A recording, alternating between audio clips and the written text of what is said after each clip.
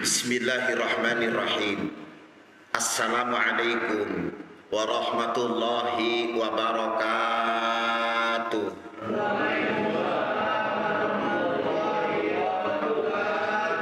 Alhamdulillahirabbil alamin. Alhamdulillahilladzi arsala rasulahu bil huda wa dinil haqq liyudhhirahu 'ala dini kulli walau karihal musyrikun. Asyhadu an la ilaha illallah wahdahu la syarikalah wa asyhadu anna sayyidana wa nabiyyana Muhammadan abduhu wa rasuluhu la nabiyya ba'da. Allahumma shalli wa sallim wa barik ala sayyidina Muhammadin wa ala alihi wa sahbihi salatan wa salaman daimaini mutalazimaini ila yaumiddin, amma ba'du. Tuan Imam yang saya hormati, Al-Mukarram Ustaz Bahrul Ulum, Takmir Masjid Jami Al-Amin yang saya hormati, para sepuh, bini sepuh, khusus Ustaz Mahdi, seluruh jamaah Bapak Ibu Masjid Jami Al-Amin yang dimuliakan Allah Subhanahu wa Ta'ala. Saya alhamdulillah berarti selama pandemi ini yang kedua ngisi di sini. Yang pertama saya girang banget hadir ke tempat ini, sebab Allah pertemukan lagi dengan orang-orang yang paling kaya di alam dunia. Rokaatul fajri khairud dunya wa ma fiha. Orang yang melaksanakan sholat sunnah fajar itu Allah kasih pahala lebih baik dari dunia dan segala isinya. Artinya orang-orang paling kaya kita di alam dunia ini. Rasa syukur kita yang kedua, alhamdulillah Allah hidupkan kita dari kematian kita yang sementara untuk hidup lagi kehidupan kita yang sementara. Karena itu ketika kita mau tidur, kita baca doa, Bismika Allahumma ahya wa bismika amut. Ya Allah, dengan namamu aku hidup dan dengan namamu aku mati. Mati kita. Mati. Ruh sultaniyah kita dipegang sama Allah, ruh jasmaniyah kita ada. Makanya kita bisa bermimpi. Tapi ruh sultaniyah yang atur akal, rasa, cinta itu dipegang sama Allah. Karena itu orang tidur tak kena hukum. Sebab yang ada cuma ruh jasmaniyah. Allah hidupkan lagi kita dengan kehidupan yang sementara.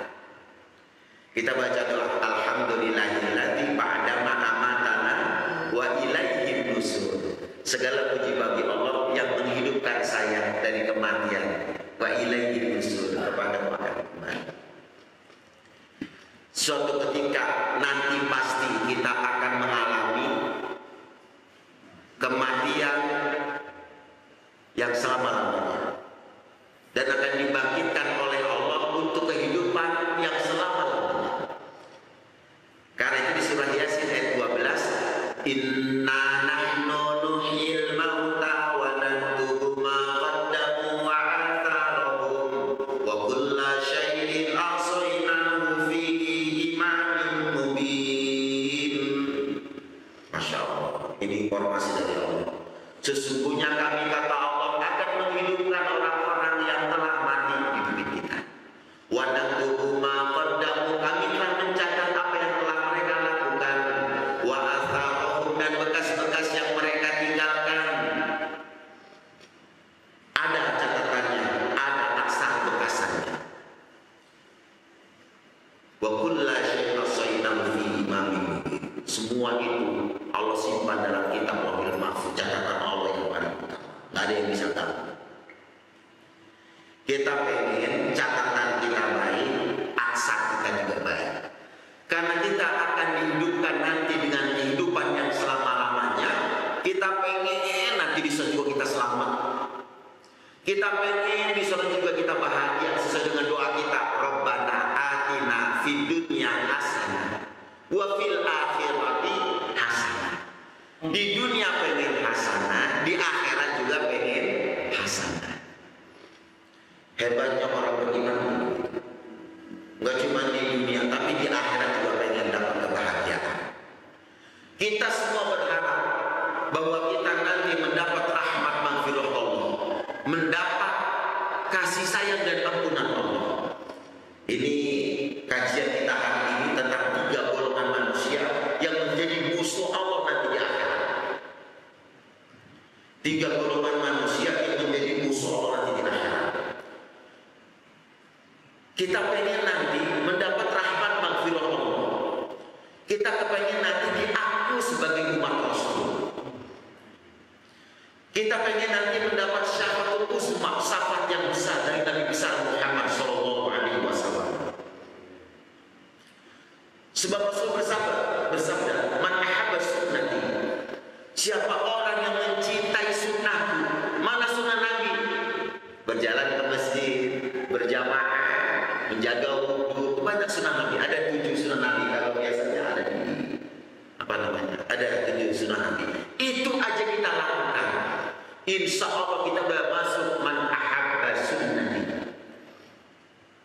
Man ahabba sunnati faqad ahabbani. Barang siapa mencintai sunnahku maka sungguh dia mencintai aku. Wa man ahabbani kana ma'i fil jannah.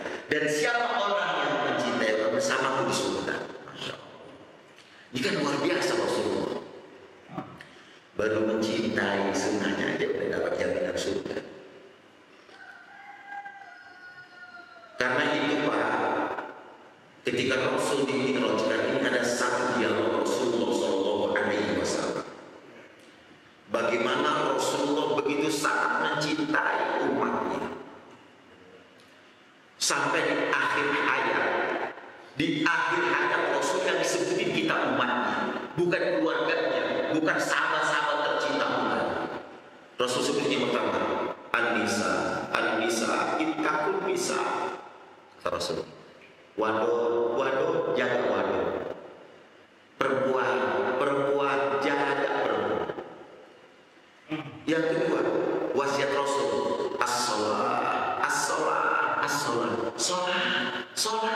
sholat. Yang ketiga Rasul sebutin, ummati sampai akhir hayat. Jadi akhir hayat Rasul yang disebutin kita umatnya, bukan keluarganya, bukan sahabat tercintanya, kita umatnya. Karena itu Rasul pengen kita selamat, pengen kita masuk surga. Kenapa? Rasul udah lihat surga ketika dimi'rajkan. Udah lihat juga bagaimana satisnya neraka. Lihat Rasul diperlihatkan gambaran neraka, diperlihatkan indahnya surga, diperlihatkan Rasul. Karena itu ada dialog Rasul. Pak, kalau Rasul mendapat amanah sholat dari 50 waktu sampai 5 waktu, itu ada dialog. Di mana di Rafiqul A'la, Sidratul Muntaha, ada dialog Rasul. Kalau 50 waktu kebanyakan, ya Allah, saya takut umat saya tak kuat. Sampai 5 waktu. Tapi Rasul bertanya, ya Allah, bagaimana Kau akan berikan ampunan kepada umat? Bagaimana Kau akan berikan ampunan kepada umat? Allah langsung jawab, ya Rasulullah, ya Nabi Allah, kalau sekiranya umur umatmu tinggal setahun lagi, dalam setahun itu dia beribadah kepada Allah. Dalam umur setahun itu dia beribadah kepada Allah, maka aku ampuni dosanya. Rasul enggak nawar seperti tadi waktu sholat, tapi dalam hati Rasul ngomongnya, ya Allah, kalau setahun kelamaan, setahun ada 12 bulan, kalau bulan Ramadan dia capek, ibadah umatku pasti capek. Berarti Rasul, jangankan sholat fardu, sholat sunnahnya aja ke masjid. Jangankan sholat fardu, sholat sunnahnya ke masjid terawih. Mudah-mudahan tadi bisa terawih ya. Bisa nanti. Sabar dulu, tadi bisa terawih kita. Tahun kemarin kita sepi masjid, saya masjid kampung sepi. Nah hari ini terawih di rumah, ambil kita di rumah saya. Tahun kemarin. Mudah-mudahan tadi kita bisa melaksanakan ibadah sholat sunnah terawih. Baca Quran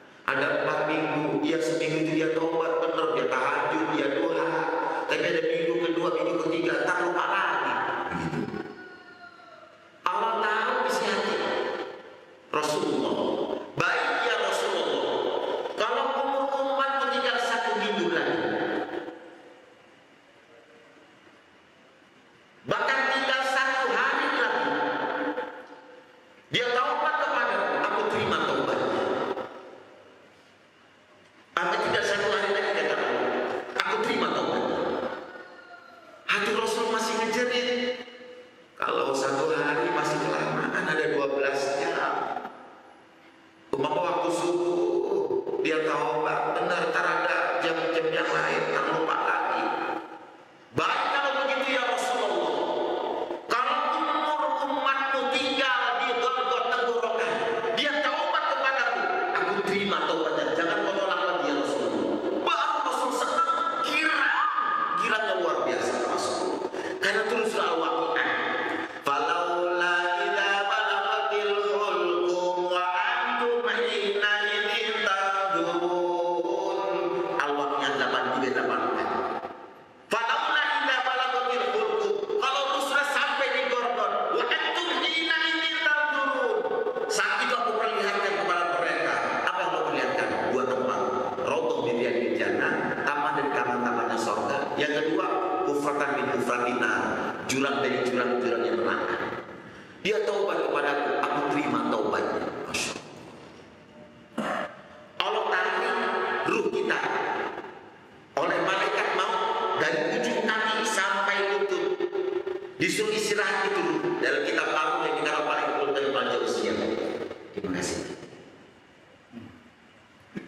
Saat itu kita taubat, Allah terima taubat kita. Ditarik lagi ruh kita sampai batas pinggang. Disuruh istirahat, itu masalahnya luar biasa. Jadi saya pedang 300 pedang. Ketika kita ditarik ruh kita, suruh istirahat. Saat itu kalau seandainya kita taubat, Allah terima taubat kita. Sampai di gorgon, kalau tidak banyak hulqum, sampai di kerongkongan, dia taubat, aku terima taubatnya. Baru selesai. Masya Allah. Baru selesai. Tapi aneh, ada keterangan Rasulullah SAW dalam hadis kursi diriwayatkan oleh 5 orang perawi hadis. Haddatsani Bishr bin Mahdum, telah dikatakan kepada saya Bishr bin Mahdum, ini dari golongan tabi'in terakhir, udah terakhir di golongan terakhir. Haddatsana Yahya bin Sulaim, telah diceritakan kepada saya Yahya bin Sulaim, ini dari golongan tabi'in terakhir. An Ismail bin Umayyah, dari Ismail bin Umayyah, di golongan tabi'in muda. Golongan tabi'in muda. Beliau menurut Ibnu Hajar Al-Asqalani yang ngarang kitab Bulughul Maram, itu orang yang sikoh. Kalau perawi hadis kalau sikoh itu berarti kuat hafalannya dan juga bagus akhlaknya. Itu sikoh. Hadatsani Sa'id bin Abu Sa'id, dari Sa'id bin Abu Sa'id, ini golongan tabi'in generasi awal. Sa'id bin Abu Sa'id, semua para tabi'in itu pasti terima hadisnya. Dia sikoh, jadi hafalan sangat kuat dan akhlaknya sangat bagus. Itu kalau orang udah sebut golongan ahli hadis sikoh, itu udah pasti sahih hadis. Sebab Imam Bukhari itu kalau nelusurin para sanad hadis, ini sanad ada sanadnya. Kalau matan itu isi hadis, bila nyari hadis-hadis sanad hadis.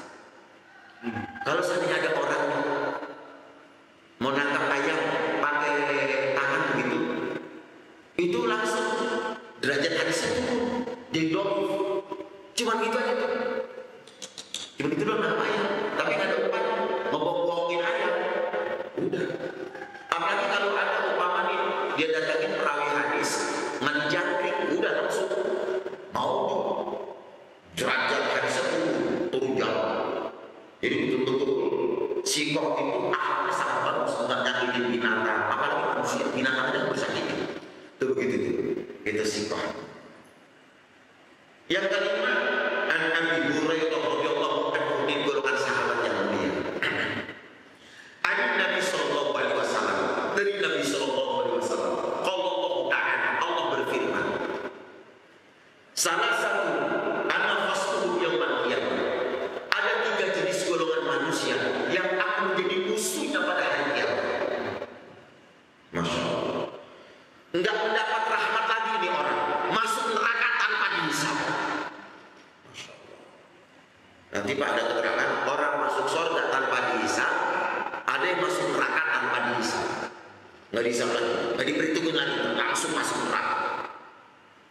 Tapi juga ada golongan yang masuk surga tanpa hisab. Nggak hisab lagi langsung masuk. Ada itu.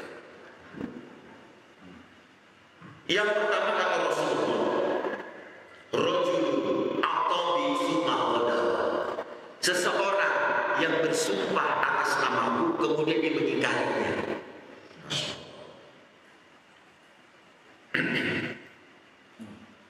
Ketika seorang dikasih amanah satu jabatan, mau jabatan apapun itu pasti akan diambil sumpah. Megang Quran, ada yang tahu malam Quran, bersumpah. Saya berjanji, saya bersumpah demi Allah. Kata demi Allah itu mengandung tanggung jawab dunia akhirat. Kalau dia tidak mengingkarinya, kalau tidak mengingkarinya, kata Syekh Jalaluddin Asri di pengarang tafsir Jalalain, beliau mengatakan kalau ada seorang pemimpin yang dia satu hari berlaku adil, dan tetap memegang sumpahnya, sama saja ibadah 60 tahun.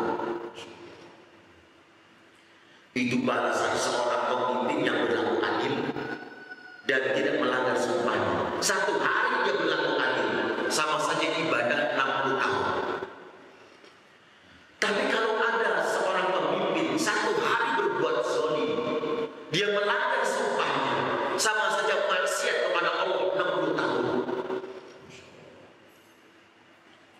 Pantas kata Imam Al-Ghazali dalam Minhajul Abidin, enak menjadi seorang pemimpin, enak karena begitu besar pahalanya. Tapi juga berat menjadi seorang pemimpin karena juga besar dosa yang harus ditanggung. Dosa yang ditanggungnya besar. Ini kalau kita bicara pemimpin, Pak, kita juga pemimpin dalam rumah tangga sebagai suami. Kita semua pemimpin. Di mana kita jadi pemimpin? Ketika kita ijab qabul. Ijab qabul itu syariatnya kita berjabat tangan sama mertua kita, jabatan tangan. Tapi hakikatnya kita lagi janji sama Allah. Saya terima nikahnya dan kawinnya bulan binti bulan dengan mas kawin 10 kilo emas dibayar tunai umpama begitu. Begitu qabul, Allah menyebut mitsaqan ghalidha, sebuah janji yang sangat berat, sebuah janji yang berat, bertanggung jawab dunia akhirat.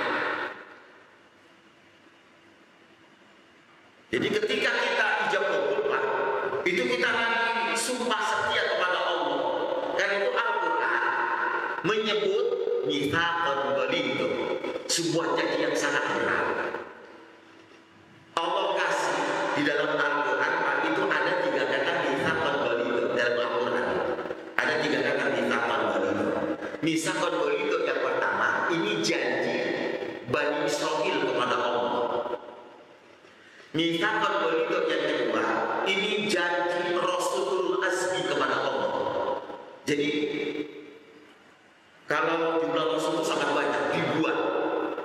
Yang disebutkan dalam Al-Quran ada 25 nabi dan Rasul.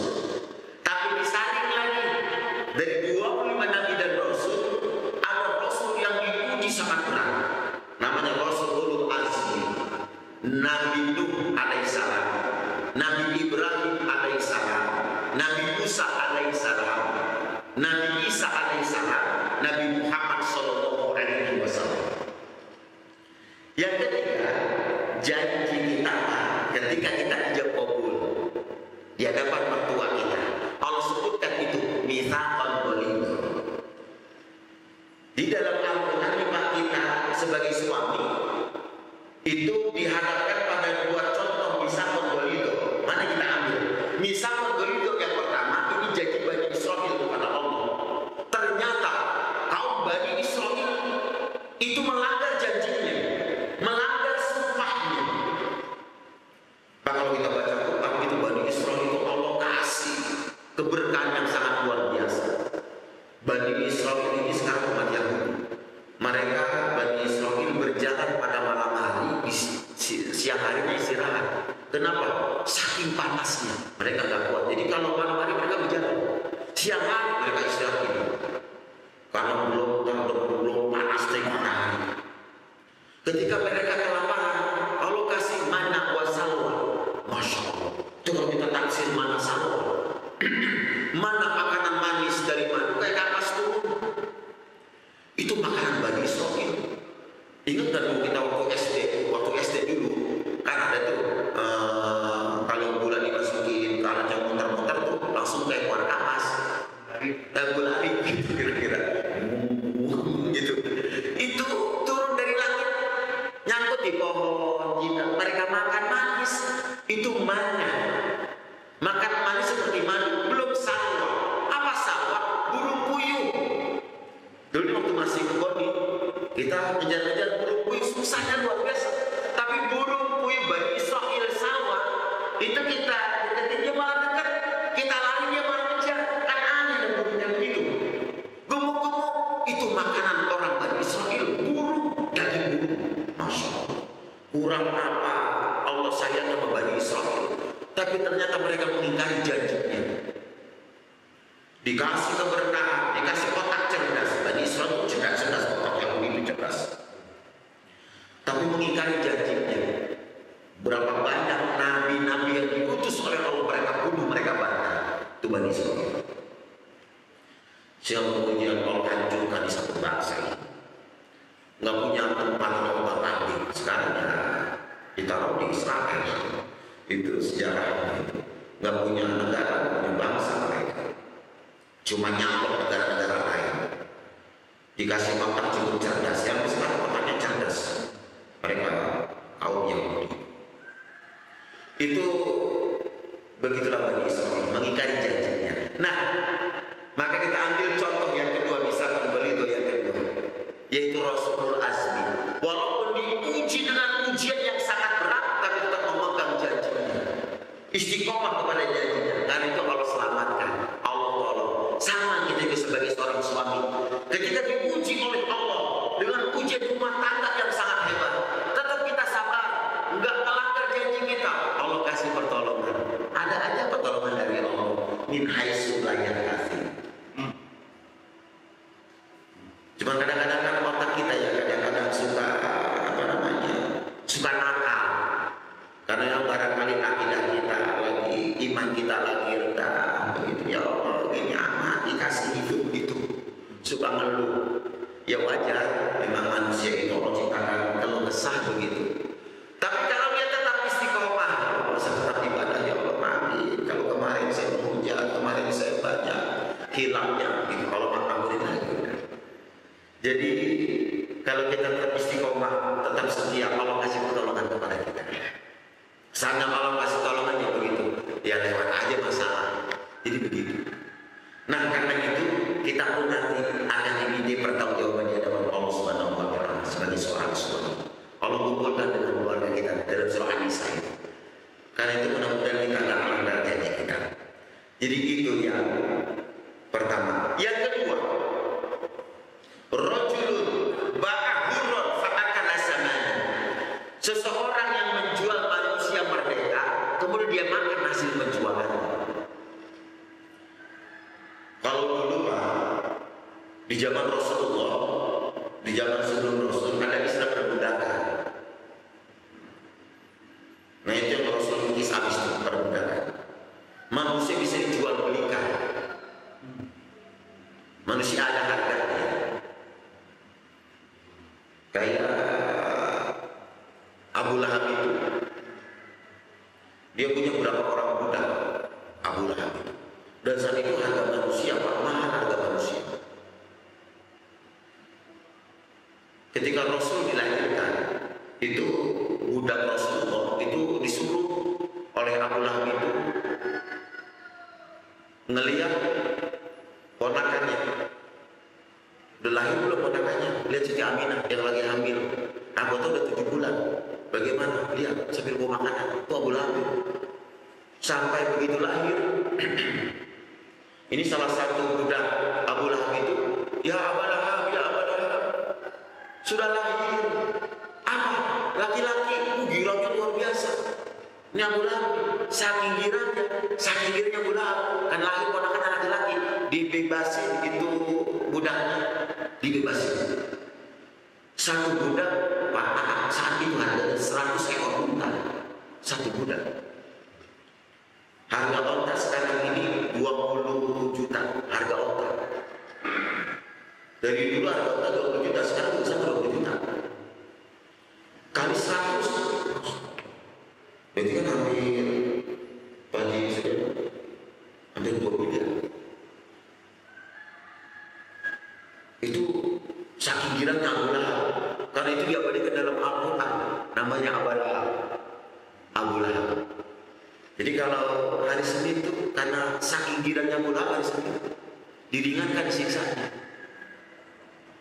Dalam kitab Muhammadur Rasulullah yang dikarang oleh Syekh Imam Al-Qurtubi, saking girangnya itu menyambut kelahiran Rasulullah, itu diringankan siksanya. Sahabat tanya, bagaimana ringannya siksa Abu Lahab? Jadi kalau kita mau masuk nerakanya Abu Lahab, mau masuk di pintunya, otak kita udah mendidih duluan, itu paling ringannya nerakanya Abu Lahab. Belum masuk, udah mendidih duluan otak kita. Saking panas. Akhirnya diabadikan dalam surah Al-Lahab. Jadi ini apa namanya? Secara nggak sekaligus Bu, kita belajar tentang keluarganya Abu Lahab karena menyangkut masalah kita sebagai seorang suami, seorang pemimpin. Karena itu Pak, kenapa dalam Al-Quran pendamping kita itu disebut jauh, disebut imro'ah. Ada 2 bahasa dalam Al-Quran untuk menyebut